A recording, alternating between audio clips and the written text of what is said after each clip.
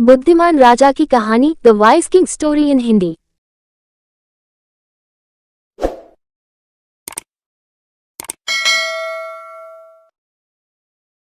सालों पहले एक नगर में एक बुद्धिमान राजा राज्य करता था। उनकी बुद्धि और होशियारी की चर्चा दूर दूर तक थी। राजा कभी भी बिना सोचे समझे कुछ नहीं कहता और न ही किसी आरोपी की बात सुने बिना उसे सजा सुनाता था।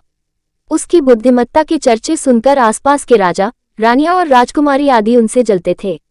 इसी जलन के चलते सभी उस राजा की बुद्धिमत्ता की परीक्षा लेने के लिए नए नए तरीके अपनाते थे।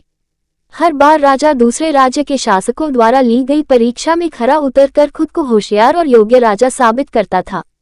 एक दिन राजा की परीक्षा लेने के लिए एक राजकुमारी आई। उसके हाथों में 2 फूलों की माला थी। दोनों माला में से एक असली फूल से बनी थी और दूसरी नकली से। उन दोनों मालाओं को देखकर उनका ये भेद बिल्कुल पता नहीं चल पाता था। इसी वजह से राजकुमारी ने राजा के सामने दोनों मालाएं रखकर पूछा, हे राजन, अगर आप बुद्धिमान हैं तो बताएं कि इनमें से कौन सी माला असली है। राजदरबार में बैठे सभी दरबारी माला को देखकर हैरान थे, क्योंकि किसी को समझ नहीं आ रहा था कि असली फूलों की माला कौन सी है।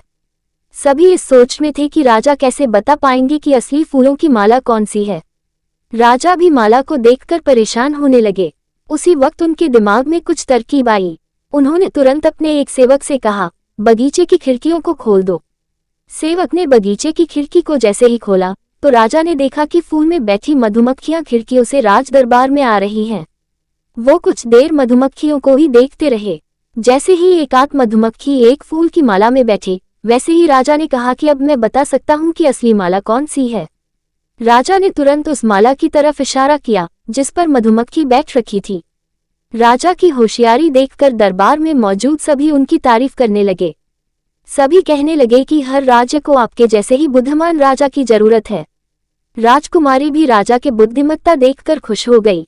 उसने भी बुद्धिमान राजा की तारीफ में कुछ शब्द कहे और वहां से अपने राज्य की ओर निकल पड़ी। कहानी से सीख, अगर व्यक्ति अपनी बुद्धि का इस्तेमाल करे तो वो हर प्रश्न का सही जवाब तलाश सकता है और हर मुसीबत का हल भी निकाल लेता है।